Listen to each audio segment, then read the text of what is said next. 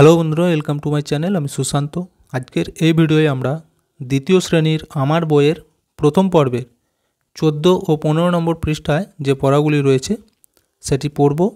আর ভিডিওটি শুরু করার আগে বলি, চ্যানেলে যদি প্রথম এসে থাকো অবশ্যই চ্যানেলটিকে সাবস্ক্রাইব করে নিও এবং বেল আইকনে ক্লিক করে অল অপশানটি অন করে দিও। তাহলে যখনই আমি নতুন কোনো ভিডিওর আপলোড দেবো সবার প্রথমে তোমাদের কাছে নোটিফিকেশন চলে যাবে। তো দেখো, এখানে প্রথমেই একটি ছবি দেওয়া রয়েছে, একটা লম্বা ট্রেনের ছবি। আর সাইডে দেখো কিছু তাল গাছ দেখা যাচ্ছে। তো ট্রেনটি ছুটে চলেছে, দেখতে পেয়েছো। তো এরপর আমরা পড়াটি পড়ব। দেখো, এখানে পড়াটির নাম হাওয়ায় ছুটি। তড়িৎ গতিতে ছুটছে ট্রেন, তয়ে বয়ে রয় রস্যই ত। তড়িৎ, এখানেও কিন্তু কালারিং শব্দ রয়েছে, অর্থাৎ যুক্ত বর্ণ। তড়িৎ গতিতে ছুটছে ট্রেন। তড়িৎ গতি মানে কি? খুব স্পিডে ছুটছে ট্রেনটি।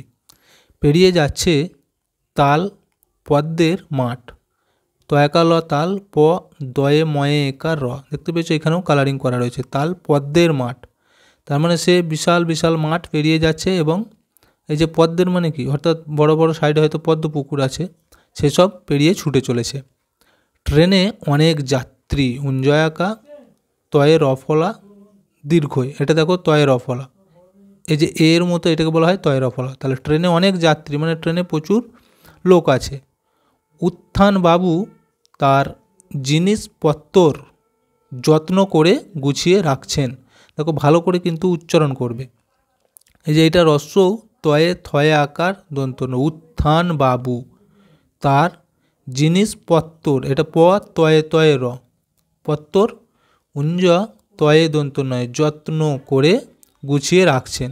তার মানে ট্রেনেতে যাতায়াত করার সময় কিন্তু ভালো করে জিনিসপত্র গুছিয়ে নিতে হয়। বুঝে গেল? ছোটার মজায় তিনিও আত্মহারা। আ তয়ে ময়ে, আত্ম হয়াকা রয়াকা হারা। ছোটার মজায়, অর্থাৎ ট্রেনটি যে জোরে ছুটছে সেই মজাতে তিনিও আত্মহারা, মানে খুবই তিনিও আনন্দ পাচ্ছেন। এরপর দেখো, মুখ বাড়িয়ে দেখছেন হাওয়ার সঙ্গে চাকার দৈরথ। দয়ে বয়ে ঐকার র থ, দৈরথ। এগুলি ভালো করে উচ্চারণ করবে। দ্রিমি দ্রিমি আওয়াজে কাঁপে চারপাশ। এটা দয়ে রফলা রস্যই দ্রি ময় রস্যই মি, দ্রিমি। আবার দেখো, দয়ে রফলা রস্যই ময় রস্যই, দ্রিমি দ্রিমি আওয়াজে কাঁপে চারপাশ। তো দেখবে ট্রেন যখন ছুটে চলে চারিদিক কিন্তু একটা শব্দ ওঠে। ট্রেন যখন যায় শব্দ ওঠে, সেটাই বলা হচ্ছে দ্রিমি দ্রিমি আওয়াজ। সত্যি অদ্ভুত এ পৃথ্বী। দন্তস্ব তয়ে জফলা রস্যই, আবার দেখো রস্যই। আর এটা অদ্ভুত, দয়ে ভয়ে রস্যৌ ত, অদ্ভুত। এ পৃথ্বী, পয়েডি থয়ে বয়ে দীর্ঘই, পৃথ্বী। পৃথ্বী মানে কি বলো তো? পৃথিবী। তো এই ছিল পড়াটি। এরপর কি বলেছে দেখো, চলো উপরের রঙিন অংশগুলিকে ভেঙে দেখি। উপরে ওই যে রঙিন অংশগুলি সেগুলিকে ভেঙেছে। দেখো, এই যে ও এর মতো লেখা ছিল, এটা কিন্তু ও নয়, ঠিক আছে? এটা তয়ে তয়ে বলেছিলাম। তয়ে তয়ে মানে কি? দুটো ত, এই যে ত যুক্ত ত হয়ে যায় তয়ে তয়ে, এইভাবে লিখতে হয়। তারপর এটা দেখো, তয়ে বয়ে, তাহলে ত যুক্ত ব তবেই হয় তয়ে বয়ে।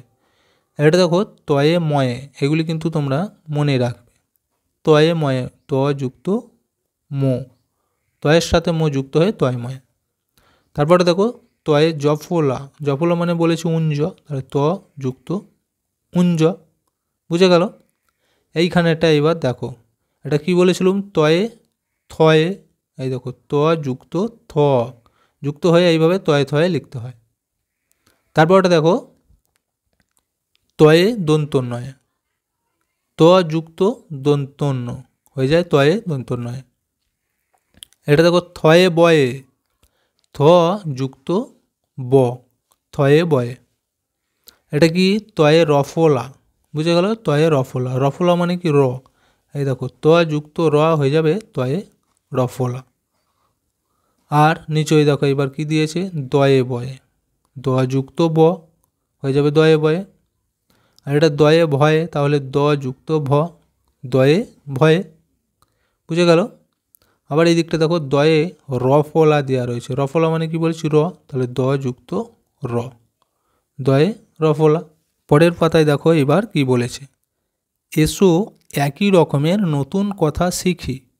ওই ধরনেরই আরও কিছু কথা এখানে লিখেছে। দেখো তয়ে বয়ে ক, এটাকে যদি আমরা উচ্চারণ করি কী হবে, তয়ে বয়ে ক উচ্চারণ হবে ত্বক, তয়ে বয়ে ক ত্বক, অর্থাৎ যেটিকে আমরা চামড়া বলি সেই ত্বক। আবার দেখো গাত্র, গয়ে আঁকা, এটা কিন্তু এ নয়, এটা তয়ে রফলা, ঠিক আছে, গাত্র গয়ে আঁকা তয়ে রফলা, গাত্র। আর এটা দেখো মো হয়ে আকার, তয়ে ময়ে আকার, মো হাত্তা, হয় আঁকা তয় ময় আঁকা, মো হাত্তা। তারপরে দেখো নিত্য, দন্তন্বয়ে রস্যই, তয়ে জফলা, নিত্য। তারপর দেখো রত্ন, র তয়ে দন্তন্বয়ে রত্ন। এরপর এটা দেখো দয়ে বয়ে রস্যই, তয়ে দীর্ঘই অন্তস্থ, দ্বিতীয়, ভয়া আকার, দয়ে রফলা, ভাদ্র, এটা কিন্তু রফলা, ভয়াকার দয়ে রফলা, ভাদ্র। আর লাস্টেরটা দেখো রস্য দয়ে ভয়ে ব, উদ্ভব। এই ধরনের যখন এই যুক্ত থাকবে তখন তোমরা কেটে কেটে উচ্চারণ করবে। দেখো প্রথমে উচ্চারণ করবো রস্য দ উদ, ভ আর ব ভব, উদ্ভব, একসাথে ভালো করে বললে উদ্ভব। তাহলে এটা আরেকবার বলে দিচ্ছি, ত্বক, গাত্র, মোহাত্তা, নিত্য, রত্ন, এটা দ্বিতীয়, এটা ভাদ্র, আর এটা উদ্ভব।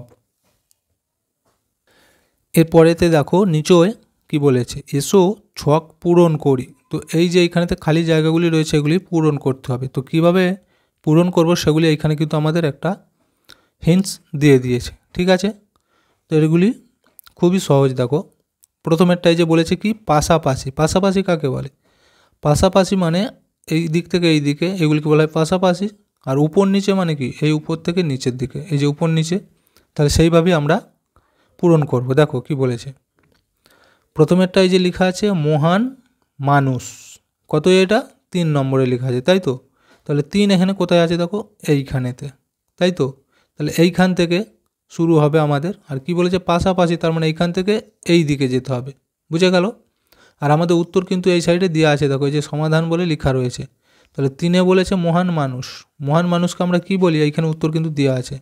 এই দেখো বইটা তোমরা ঘুরিয়ে দেখবে, এইখানটা থেকে দেখতে পেয়ে যাবে, মো হয় আঁকা তয় ময় আঁকা, মো হাত্তা, দেখতে পেয়েছো। তাহলে এইটা এখানে হবে মো, এখানে হবে হয় আকার, এখানে তয় ময় আঁকা, মো হয় আঁকা আর তয় ময় আঁকা, মোহাত্তা, বুঝে গেল।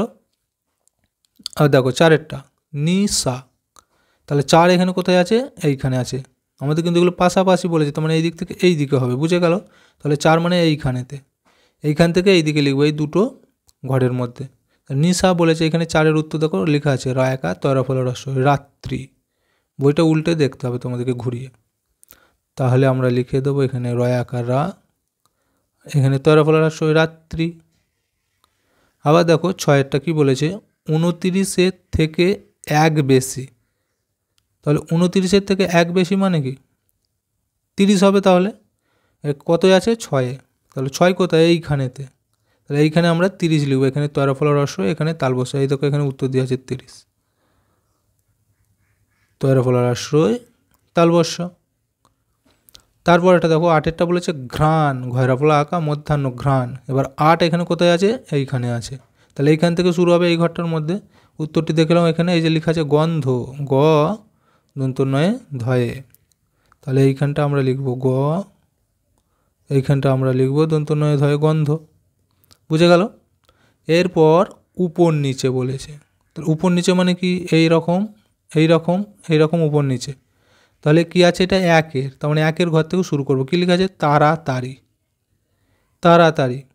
তাহলে 1-এ কোথায় আছে এইখানে, এখান থেকে এইটার মধ্যে আমাদেরকে উত্তরটা লিখতে হবে। তাহলে কি লিখবো আমরা, তারা লিখতে পারি, তয়ে বয়া আকার তারা, বুঝে গেল।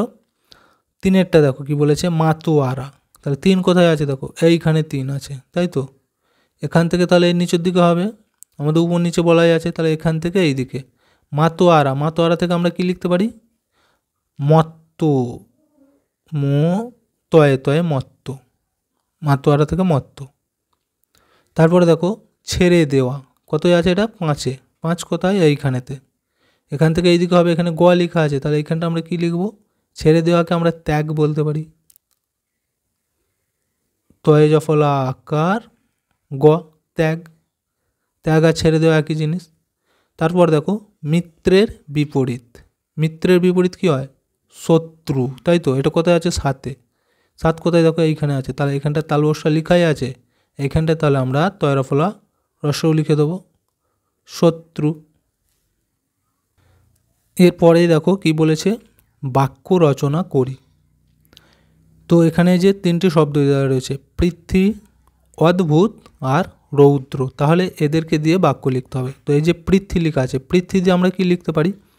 তো পৃথ্বী দিয়ে দেখো এখানে কিন্তু লেখা ছিল, আছাপকা হয়ে গেছে। আমাদের পৃথ্বী সৌন্দর্যে অতুলনীয়, এরকম লিখতে পারো, বুঝে গেল? আবার দেখো অদ্ভুত, অদ্ভুত দিয়ে আমরা কি লিখতে পারি? ট্রেনটি অদ্ভুত শব্দ করে ছুটে চলেছে, এরকম লিখে দিতে পারো। আর রৌদ্র, রৌদ্র দিয়ে আমরা কি লিখতে পারি? লোকটি রৌদ্রের মধ্যে দিয়ে হেঁটে চলেছে। তো দেখো এখানেতে আমি লিখে দিয়েছি, আর ভিডিওটি আজকে আমরা এখানেই শেষ করছি। ভিডিওটি যদি ভালো লাগে অবশ্যই একটা লাইক দিয়ে দিও এবং শেয়ার করে অন্যদেরকেও দেখার সুযোগ করে দিও।